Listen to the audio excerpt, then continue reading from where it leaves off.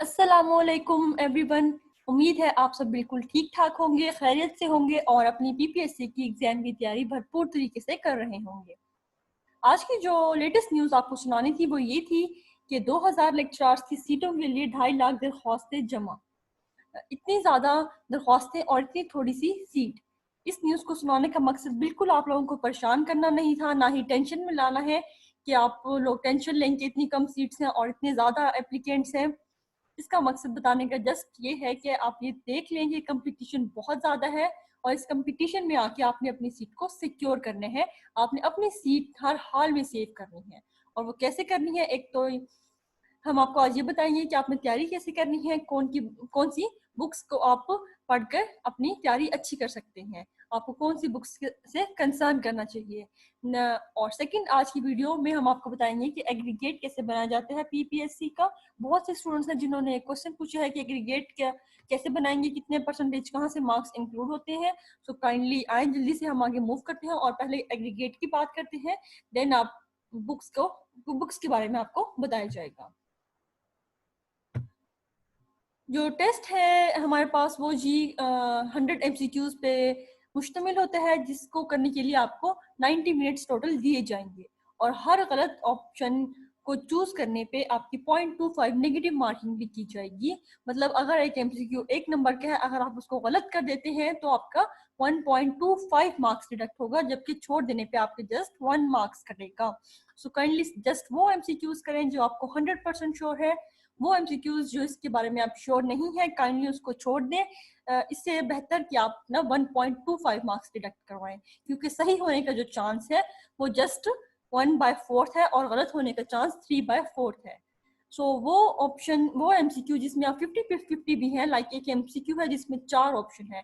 अगर आपको लगता है कि 2 ऑप्शन बिल्कुल ही गलत है, 2 इनमें से कोई हो सकता है, देन आप रिस्क पर जाएं। अदरवाइज वो MCQ जो आप बिल्कुल आपको श्योर नहीं है, आप चारों ऑप्शन में बिल्कुल टोटली कंफ्यूज है, काइंडली उसको छोड़ दें। एंड देन जो पेपर है आपका, उसमें 80% जो है वो आपके सब्जेक्ट से आएगा। अगर आपका subject physics, chemistry, Urdu, what जो भी है, उसमें से 80 MCQs आपके सब्जेक्ट में से आएंगे। बाकी 20% जो है MCQs, 20 MCQs आपके जनरल नॉलेज, जर्नल MCQs होंगे।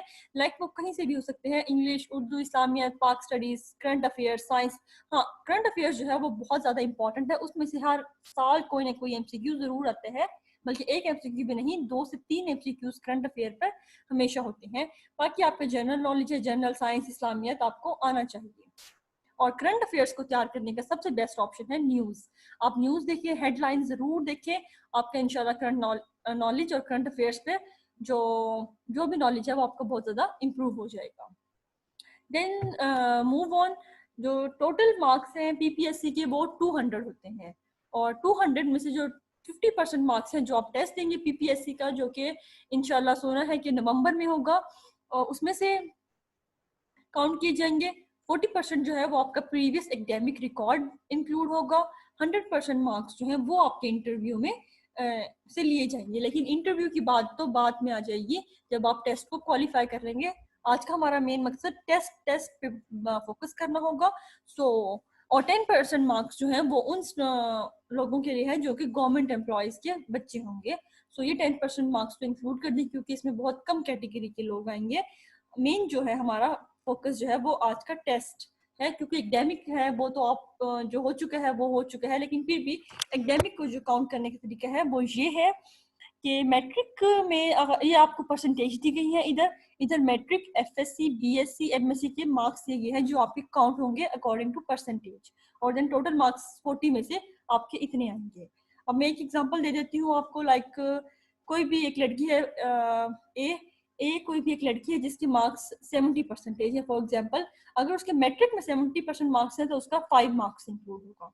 अगर उसके एफएससी में 70 से 74 के दरमियान परसेंटेज है तो देन उसका 6 नंबर उसके टेस्ट में लगाया जाएगा। चलो, देन बीएससी के 10 मार्क्स लगाए जाएंगे, और अगर उसकी परसेंटेज 70 से 74 के दरमियान है तो एमएससी में उसके 15 मार्क्स लगाए जाएंगे। ऐसा उसके टोटल मार्क्स जो है वो 36 बन जाएंगे। इस तरह आप अपने हर डिग्री की, मैट्रिक, एफएससी की परसेंटेज निकालें, उसकी परसेंटेज देखें कि आप यहाँ पे किस परसेंटेज में फॉल कर रहे हैं, और देन देखें कि आपको कितने मार्क्स यहाँ से इंक्लूड किए जाएंगे और अपने टोटल मार्क्स 40 में से आप काउंट कर सकते हैं कि आपके 40 में से कितने मार्क्स अभी आप ले चुके हैं।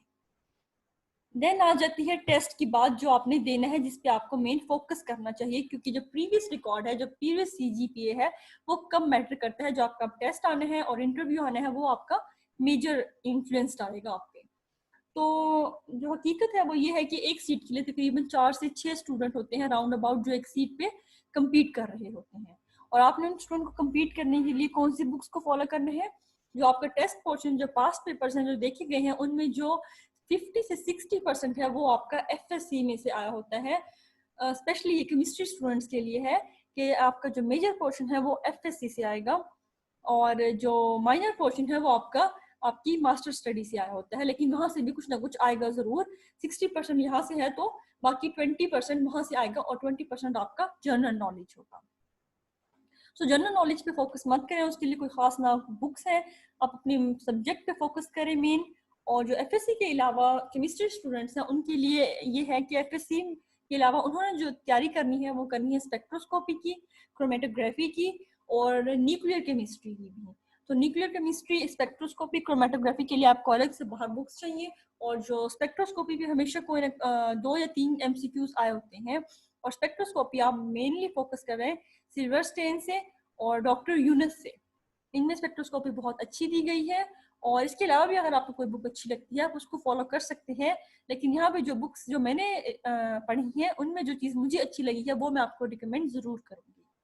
देन ऑर्गेनिक की बेसिक कंसेप्ट्स के लिए आप पाविया को रिकमेंड कर सकते हैं, कंसर्न कर सकते हैं। पाविया भी बहुत ज़्यादा अच्छी बुक है एक। Then organic chemistry by Paula Yurkanis Bruice. Then inorganic chemistry की अगर आपने बेसिक कंसेप्ट्स देखने हैं तो वो जेम्स ई होई में बहुत ज़्यादा अच्छे हैं, मास्टर लेवल के। जो मेन आपने कंसर्न रखना है वो अपनी एफएससी की बुक्स को रखना है। वहाँ के जो कंसेप्ट्स हैं पहले वो बिल्कुल क्लियर हो, बिकॉज 60% पेपर आपका एफएससी से आना है। देन जो इम्पोर्टेंट बात मैं आज करने लगी हूँ वो ये है कि नोट टू सी और focus on others, believe on your own concepts. कि आपने दूसरों को नहीं देखना कि दूसरे कितने घंटे स्टडी कर रहे हैं। हम लोगों की आदत होती है कि हम अपनी तैयारी कम करते हैं और हम दूसरों को ज़्यादा देखते हैं कि दूसरा कितना पढ़ रहा है। उसने तो आज 6 घंटे स्टडी की है, उसने 8 घंटे स्टडी की है, उसके पास इतनी बुक्स हैं। आपने उनको नहीं देखना, आपने सिर्फ अपने आप को देखना है कि मैंने कितनी तैयारी की है। बिकॉज अल्लाह ताला ने हर एक को अपना अलग दिमाग दिया है, हर एक का अपना दिमाग है। किसी को कोई टॉपिक 1 घंटे में तैयार होता है, कोई वही टॉपिक आधे घंटे में तैयार कर लेते हैं, और वही टॉपिक मैं 5 घंटे में फॉर एग्जांपल तैयार करती हूँ, क्योंकि मेरे दिमाग अल्लाह ने जैसा दिया है वो उसके अकॉर्डिंग मैंने तैयारी करनी है। सो एक स्टूडेंट को देख के परेशान नहीं हो जाना कि उसने 5 घंटे में तैयारी की है, वो तो 5 घंटे पढ़ चुके हैं, उसके पास तो बहुत नॉलेज आ गया है। नहीं, ऐसा नहीं है। हर एक को अल्लाह ने अपना कैलिबर दिया है। सो काइंडली आप अपने मुताबिक चले, अपने कंसेप्ट्स क्लियर करें, चाहे वो कितनी ही देर में हो, और उस पर ट्रस्ट रखें कि मैंने ठीक किया है। Then share your knowledge with others as much as you can, कि अपना नॉलेज दूसरों में बांटना सीखे। जब आप बांटना सीखेंगे तो अल्लाह ताला आपको बहुत ज़्यादा देता है। और सेकंड, आपको फ़ायदा इसका ये होता है जब आप अपना नॉलेज बांटते हैं, किसी को कुछ समझाते या सिखाते हैं, तो आपका अपना कंसेप्ट बहुत ज़्यादा क्लियर हो जाता है और उस दौरान आप बहुत कुछ सीखते हैं और बल्कि नया भी सीखते हैं। सो काइंडली अपना नॉलेज दें, किसी का भला करें। जब आप किसी का भला करेंगे तो इंटर्न आपका भला अल्लाह ताला खुद कर देता है। और सबसे इम्पोर्टेंट जो थिंग है और पॉइंट है वो ये, study from today not from tomorrow. क्या आपने आज से पढ़ना स्टार्ट करने हैं। हमारे स्टूडेंट्स जो हैं हमारे, उनकी क्या आदत होती है कि कल से स्टार्ट करने हैं।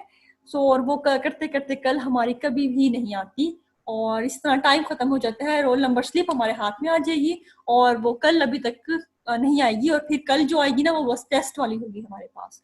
सो काइंडली ऐसा नहीं करना आपने। कल नहीं करनी, आज करनी है, अभी करनी है। अभी आप बिजी हैं तो घंटे बाद करना है, लेकिन करना आज ही है, कल पे नहीं जाना। जब आप आज पे आ जाएंगे तो इंशाल्लाह आपकी तैयारी बहुत अच्छी जाएगी। देन आपने जो एक और चीज़ याद रखनी है वो ये कि हमारी जो स्टूडेंट्स की आदत है कि ये वाली बुक भी ले लें, ये वाली बुक भी ले लें, मोटी से मोटी बुक बस इकट्ठी करते रहना है, उनको पढ़ना नहीं है। और इतनी ज़्यादा बुक्स इकट्ठा कर लेना, फिर बर्डन आना कि अब कहाँ से पढ़ूँ, क्या पढ़ूँ, ये वाला चीज़ आ जाती है। सो काइंडली बहुत ज़्यादा बुक्स की तरफ मत जाए, एक बुक की तरफ जाए जो आपको ईजी लगती है, जो आपको समझ आती है। क्योंकि फिर वही बात है कि हर एक का अपना दिमाग है, हर एक को किसी को कोई वर्डिंग अच्छी लगेगी, किसी को कोई वर्डिंग समझ आएगी, तो जो आपको जहाँ से समझ आती है आप उस बुक को लें और उसमें से पढ़ें जस्ट।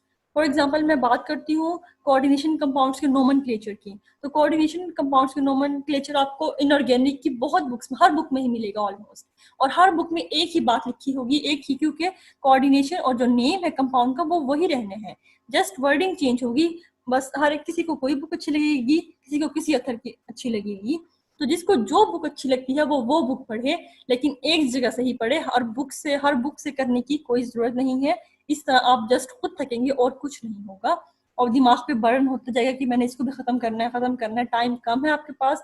टारगेटेड स्टडी करें, जो टॉपिक इंपॉर्टेंट चूज कर लें, और आपको पता है कि जो इंपॉर्टेंट टॉपिक्स हैं इनऑर्गेनिक में, इलेक्ट्रोकेमिस्ट्री, थर्मल इक्विलिब्रियम और काइनेटिक्स, इनमें से आने ही आने हैं, और जो इम्पोर्टेंट टॉपिक्स हैं वो आपको चैनल पे मिल जाएंगे उनके लेक्चर्स। सो उन टॉपिक्स को टारगेटेड स्टडी करें, हर बुक में जाने की ज़रूरत नहीं है, और अपने आप पे बिलीव रखें, और जो पढ़ें वो कॉन्सेप्ट्स के साथ पढ़ें, कम पढ़ें, अच्छा पढ़ें।